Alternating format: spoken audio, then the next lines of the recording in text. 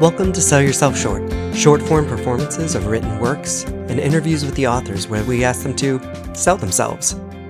I'm your host, Gary Bernard DiNardo. This episode's story is On the Road to Tikrit by Rosemary Parrillo.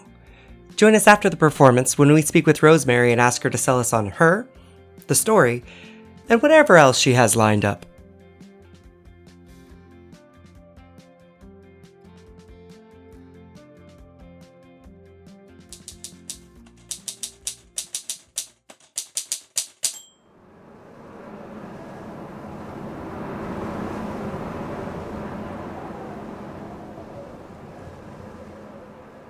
On the Road to Tikrit by Rosemary Parrillo.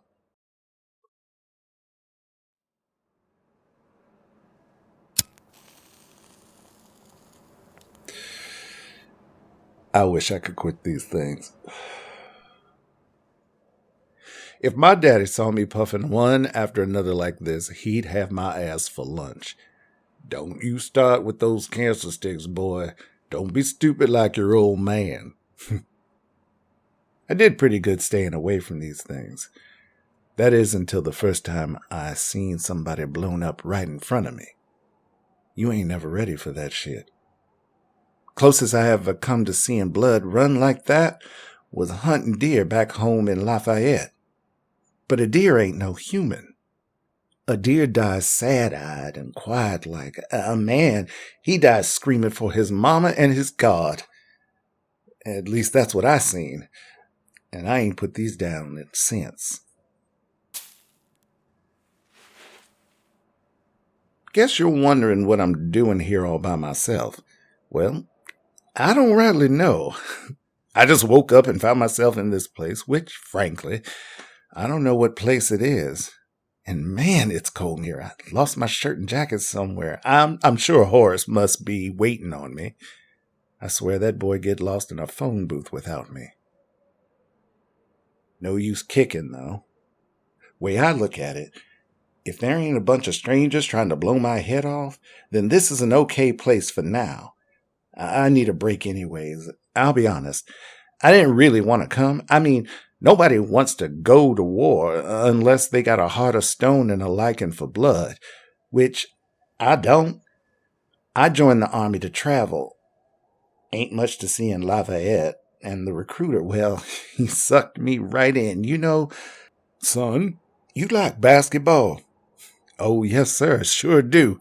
Well, then, let me tell you, we've got our own team. Play all over the world, not just in shit-kicking towns like this. I looked at that man like he was Moses, ready to lead my ass to the promised land. Oh, I can make a ball dance up and down the court, sir. I ain't lying. Sergeant Dorset looked at me hard, and I felt something there, like a connection, you know?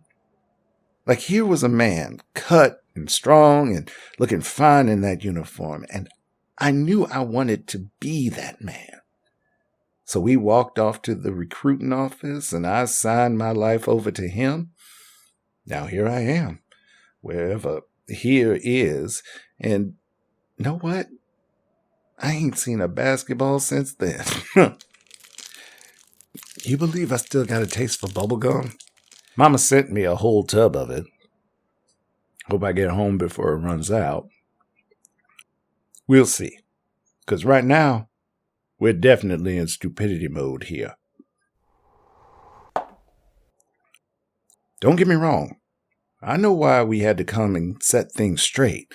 I mean, after what they did to us, we gotta fight them here so that we don't have to fight them at home. That's what Lieutenant Lawson keeps saying. But things ain't going too good right now. Turns out they ain't shocked and we sure ain't awed. And those weapons of mass destruction are still missing in action. Hey, remember when I said there wasn't much to see in Lafayette? Well, I wish I could see all of that nothing right now. Daddy, mama, sis. Funny how a man thinks he's got to push home far away and take another road in life.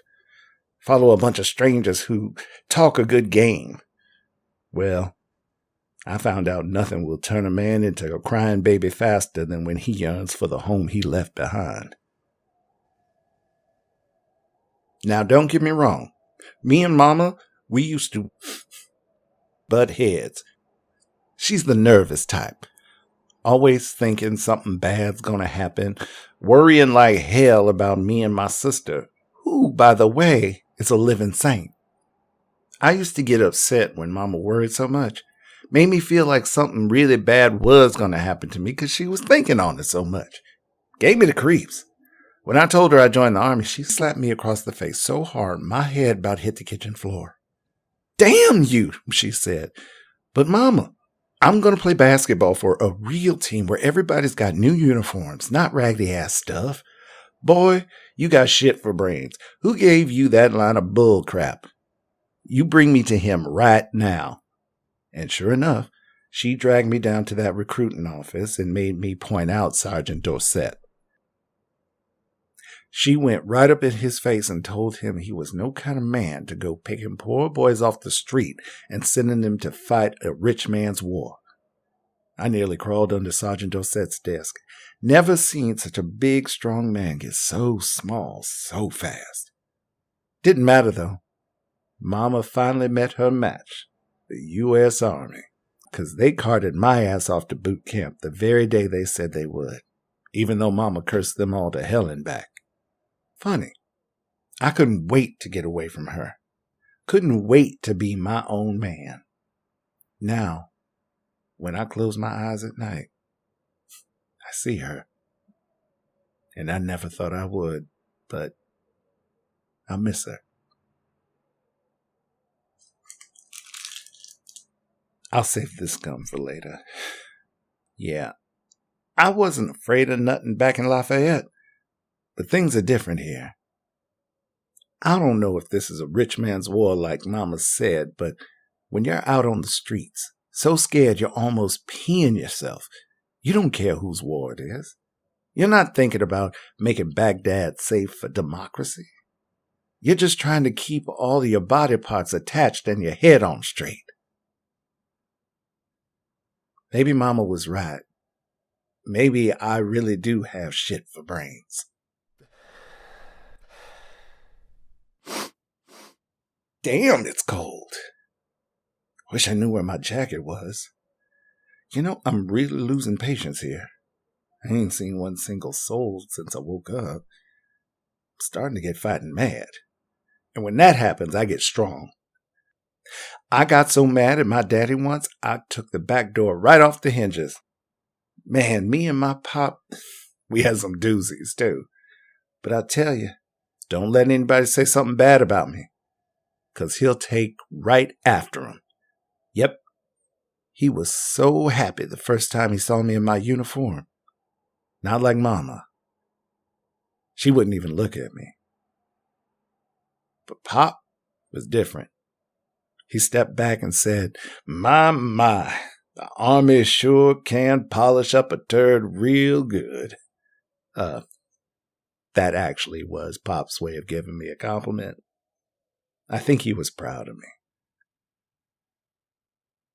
I don't understand why I ain't seen nobody. I need to get back to my unit and check on Horace. Last time I saw him? Let me think now. Yeah, we was sitting together in the Humvee on the road to Tikrit from Mosul. You know, what they call the Sunni Triangle? Bad place, man. You gotta stick with your partner like beans and rice. 'Cause one man ain't got enough eyes to see all the shit coming at you. So, yeah, that's it. We was riding down this road that looked like the surface of, I don't know, Mars, and was bouncing up and down like on a carnival ride. Thought I was gonna lose my teeth when, shit, Jesus fucking Christ! An RPG comes smashing through the window, and fuck me, it lodges in the door right next to Horace. I can't believe the fucker didn't explode, but there it was. Just a ticking fucking bomb. And I started screaming, grab that fucking thing, and fucking Horace, fuck him. he's just like frozen, and now everything goes into slow motion. I'm looking at Horace. He is paralyzed. And then I'm looking at the RPG and flipping out. Yo, motherfucker, grab that thing and toss it, man. Horace finally wakes the fuck up and goes for it. And then I don't know. I don't remember. Oh, man.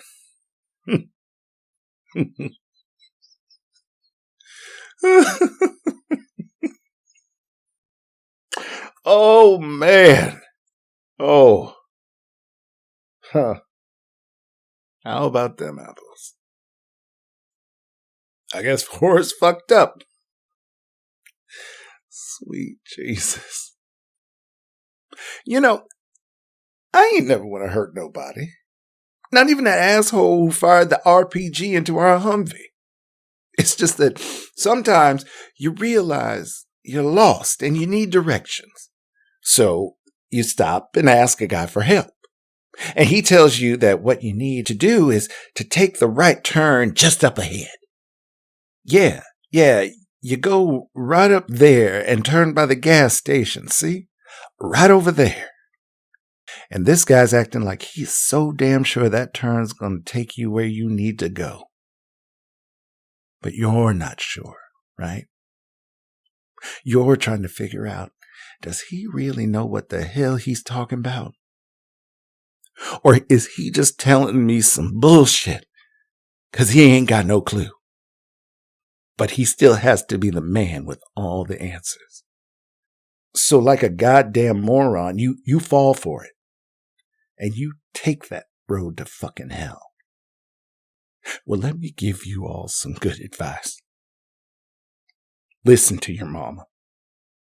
'Cause that woman will never send you down the wrong road. Ever. My last cig. Gonna have to last a long time.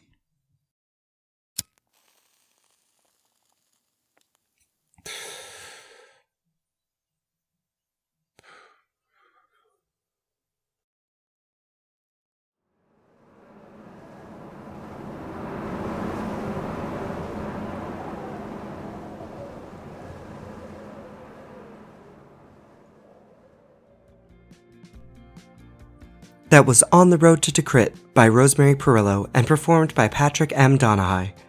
Patrick can be found on Instagram at Patrick1019, as well as on Facebook.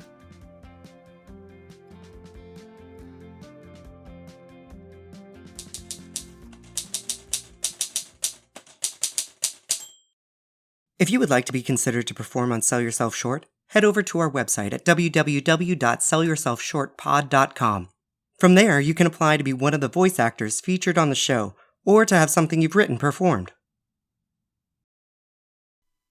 Now that you've heard On the Road to Tikrit, let's hear from the woman who wrote it. We're talking with Rosemary Parrillo and asking her to sell us on herself, the story, and anything else she's working on. Welcome, Rosemary. How you doing? I'm great. How are you, Gary? I'm doing quite well, thank you. That was an absolutely wonderful, powerful piece of writing. I want to dive into what brought that to your attention, what drove your writing of that. But before we get too far into that, I want to know about you and where you're coming from. Well, I'm a retired journalist from New Jersey. My last newspaper was the Star Ledger in Newark. So I've had a long career in writing and editing, and playwriting was always sort of an avocation. After I retired right before the pandemic, I decided to really begin to devote all my time to playwriting. Started joining workshops and entering contests, just went full bore into something that I had been doing kind of part-time. You know, when I think about it, I think that journalism was really a great training ground for dramatic writing. Because people ask me, you know, why did you pick playwriting? I said, well, because, it's so much, dependent on dialogue. And in journalism, you're constantly interviewing people. I spent a lot of time as a columnist for 10 years. And, I interviewed a vast variety of people. And, when you're meeting so many different people and quoting them, I think you kind of get just a really good feel for how people talk and who they are. So I think it really helps, create some authenticity, in writing the dialogue. Absolutely. So now, as a journalist, what kind of columns were you writing, or did you have a particular focus? Well, at one point, I was a Metro columnist for a newspaper in New Jersey. It was called the Courier Post, still there. I spent a long time as the Metro columnist. I wrote 3 columns a week. They were whatever I wanted. A lot of times it would spin off the news. Sometimes it would be opinion, or, just maybe something personal. My goal was to make it different every day. They're not all going to be gems because I was writing 3 days a week. Yeah, three columns in 5 days about anything you want. So lots of freedom, but it's pretty scary because you have to write, something. They're not going to put a headline that says, Rosemary Parrillo had no ideas today. So. Yeah, so it was a lot of pressure, but it also, made you had to become creative.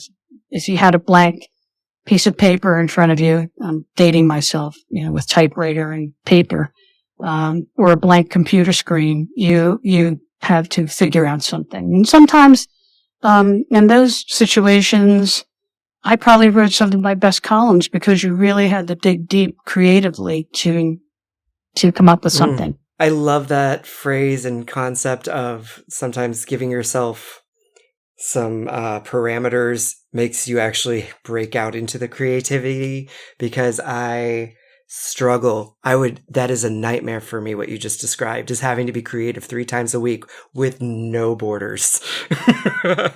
Yeah, if you're covering courts, or you're covering the police beat, or even if you're covering a town, you have some ready-made things that you're going to be writing about.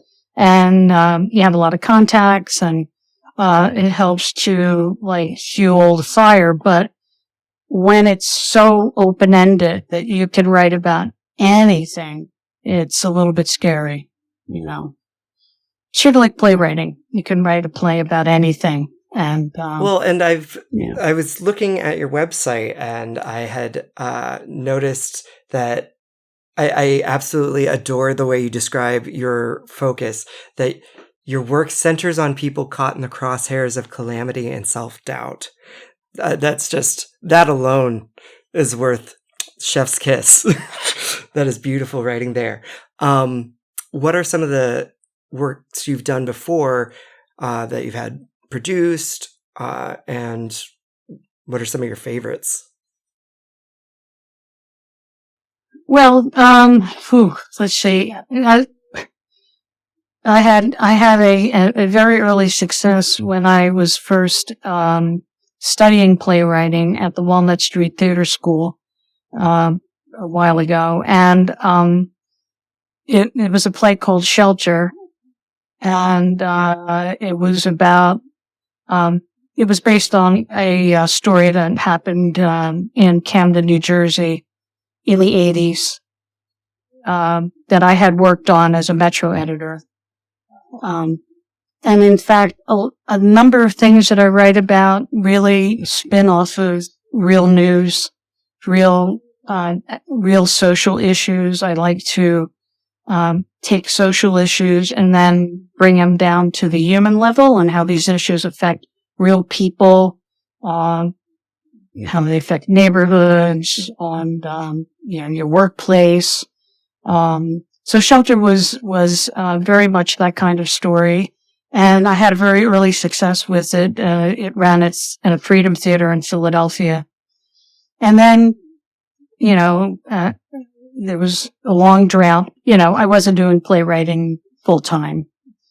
So now that I've been back to writing, more intensely, I'm trying to think. The New Normal trilogy, which I'll talk about in relation to On the Road to Tikrit, that was selected as a semifinalist in the O'Neill. And this year I had a production in Santa Cruz, California, that also was On the Road to Tikrit. And I'm going to have a reading of my new full length at the South Camden Theater in August, and there will be a production of a longer one act that I wrote called Sheila and the DMV. That's coming up at Ritz Theater in Haddon Heights in New Jersey. So I have a few things. Going. Quite a few things brewing. Sheila and the DMV. I have to say right off the bat, that feels like a comedy. Do you do comedy? Sheila is, I'd say, but most of the comedy is like dark comedy, and I'd say Sheila is a little bit dark comedy. That's my style. Yeah. And most of the things that I write, have, humor in it. Even though they may address very serious topics, it's interspersed with, humor. Well, humor is the best way to get people to pay attention. Exactly. And entertain you while also present a message of some sort. Mm-hmm. So, Rosemary, you've had several things produced. I definitely saw on your website that you've won some awards and have been nominated for some. Let me hear about those. Let me think back. Well, like I said, I guess the best award was the semifinalist placement for the O'Neill. They get like 1,200 scripts a year. So if you're a semifinalist, you're probably in the top 20%. And then if you're a finalist, you're probably in the top 10. So I made the semifinal list with a play called The New Normal Trilogy. Then I won a first place for a one act called Grind City. And I've been a finalist, for the Tennessee Williams One Act Festival 4 times. This year, I was a finalist again with a play called The Nature of Stars. What's the content of The Nature of Stars?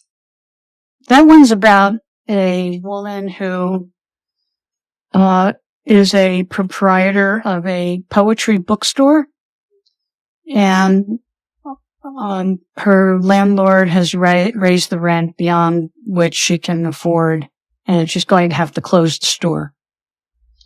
When the play opens, she's in the process of cleaning out the store, throwing away, packing up books, throwing some things away. And she has a handyman who comes in and helps her with the final maintenance task, who asks her if she can help him with poetry. He's trying to date a woman and he wants to impress her.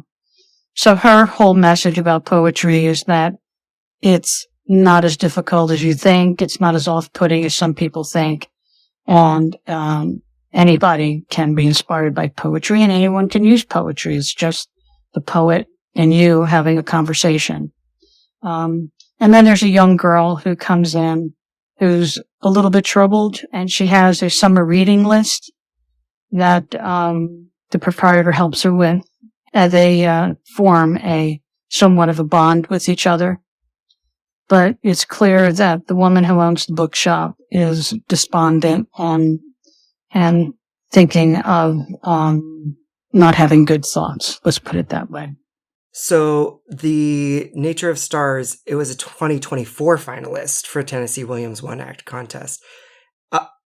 Is it going to be produced anytime soon? Yes, in September it's going to have a production in Ontario at the Newmarket International Festival of One Acts. But I really think this play could be a full length, so right now I'm very happy with getting some traction in one-act festivals, but for the future, I'm thinking I'd really like to expand it into a full length. I think it has potential to be a little bit more than what it is right now. So, when you decide you've come up with a plot, you want to start diving in, what is your process? Do you outline it? Do you just start writing? It sounds like with The Nature of Stars, you're starting with a smaller script that might get fleshed into a larger one. Is that typical for you, or how do you? well, for The Nature of Stars, believe it or not, I just had a title. The name, the phrase, The Nature of Stars just came to me, and I thought I really, really liked that title. It was kind of inspiring, and then I thought back to an idea that I had long ago, writing about a poetry bookstore that's closing. It's like the only poetry bookstore, and a woman has owned it for a very long time. And I thought about for a long time doing a play on that topic, and then those two things just kind of converged, and I who knows where the creative process comes from. It really, it's kind of magical the way things work. I usually just start writing dialogue and it just kind of happens. Eventually the characters start talking to you and lead the way and tell you where to go. So I may outline things kind of, sketchy and in a sketchy kind of way. Maybe I know where I want to end up, but I'm not quite sure how I'm going to get there. And in this play in particular, I'm still struggling with the ending. In some of the readings that I've had, people go, "Oh no, I don't want it to end that way." So then enough people said it that I started to think, well, okay, maybe I should think about ending it a different way. So now I have two endings, and I'm not sure which one I should use. So, it's always evolving, it's never done. That's how playwriting is very different from journalism. You have a deadline in journalism. You write the story. It doesn't matter. It's going to go exactly the way you file it when the deadline ends. In playwriting, it's a never-ending deadline. You're constantly tweaking, constantly changing things, challenging yourself to make it better all the time. You constantly have readings and, just try to make your work the best it can be. So it's always evolving. I don't think you ever really finish. So that's how it's quite different from journalism. You must finish, or the editor will kill you. Fair enough. So, since you've gotten deeper into playwriting, are you doing any other forms of writing? You are featuring a poet or a poetry bookshop in The Nature of Not Stars. at all. Do you dabble in poetry? I have a close friend who loves poetry, and she has been my advisor for this play. I tell her what the situation is, and I need a poem about this. And, she has very graciously helped me discover some poems that kind of work well in this particular play. But as far as other kinds of writing, I do have a screenplay that I wrote a while ago that I still really, really, I really love. And as we all know, breaking into the movie writing business is even harder than playwriting. If you're not living in LA, or you don't have an agent and you don't know people in the industry, it's kind of difficult. And what is that screenplay called in quick synopsis? Let's reel in the audience. Yeah, so again, it's another thing that's based on a real story, and it's called Bella Vista. It's a World War II. It's a period piece during World War II, and it's about how 1,000 men who were aboard an Italian cruise ship during World War II wound up interned in a prison camp in Missoula, Montana, and they stayed there for the duration of the war. Before America got drawn into combat, President Roosevelt had issued an order to impound all Axis power ships docked at North American ports. And they took the crews off the ships because they were afraid of sabotage, and then they put them in prison camps. But this particular ship was a cruise liner that was stuck in the Panama Canal waiting for passage back to Italy. And these guys were hardly enemy combatants. They were actually musicians and cooks and barbers and all the kind of people that actually make a cruise ship kind of go. And they were not soldiers. So despite that, they were hauled off the ship and transported to Missoula, Montana. And when they got there, they created their own Italian village within the camp. They built their own concert hall and gave operas for the people in the town. They had their own barber shop. They had soccer fields. These guys actually, I don't know if we could say they enjoyed being there, but they made the best of the situation, and they called the camp Bella Vista because the landscape of Montana reminded them of Italy. So I created a fictional story involving the local grocer who provides the camp with Italian specialties, and the grocer's daughter who becomes infatuated with one of the cooks who is a fascist, and she doesn't realize the danger in that. So that's pretty much the story of Bella Vista. I think it's like a fascinating story, really interesting, and everybody I tell the story to says, I had no idea that ever happened. I had no idea that ever happened.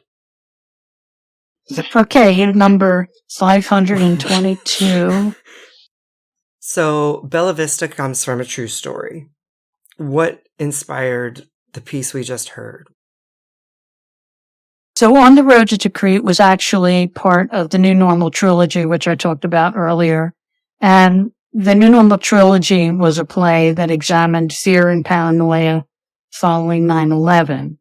And the action took place in 2001, 2008, and 2016 in 3 different one-acts. They all involved the same business space, but during those years, as the years went on, the businesses and the proprietors changed. At first, it was an all-night diner. Then it changed to a cafe owned by a Middle Eastern couple. Then it changed to a hipster coffee shop. And originally, I had a soldier's monologue as the connecting tissue for these one acts. Eventually, I just felt it wasn't working, so I removed all of his monologue.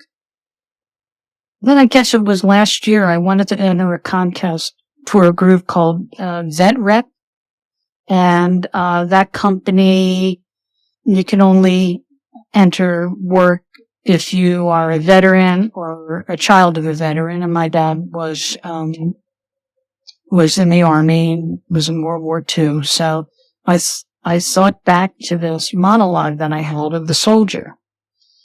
And I guess it originally was 20 minutes long. And I thought, why don't I just make it a 10-minute play, make it a 10-minute monologue? So I just cut it all down to 10 minutes.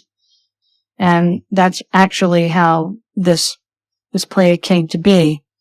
So, never throw anything out. That's my advice. that thing languished for, I can't tell you how many years in my computer. And then I went, oh, wait, I have this soldier's monologue. I think this would really fit, what this contest is looking for. Of course, they did not accept it, but I did get the production in Santa Cruz and this podcast. So there you go. Did you think something sucks? Don't throw it out. It might be on the cusp of being precisely what is wanted. Just like this was exactly what we wanted for the show. This is the sort of thing we want to have. So thank you very much. Rosemary, before we part, just want to see what new projects do you have coming up? What's something that our listeners can look for you to see some or hear some of your work? I guess the newest thing I have now is a full length called Spaghetti Western. It's going to have a stage reading in August at the South Camden Theater here in South Jersey, which is just outside of Philadelphia. And this one is about the woman who discovers that she's inherited a plot of worthless land in El Paso, Texas, after her father dies.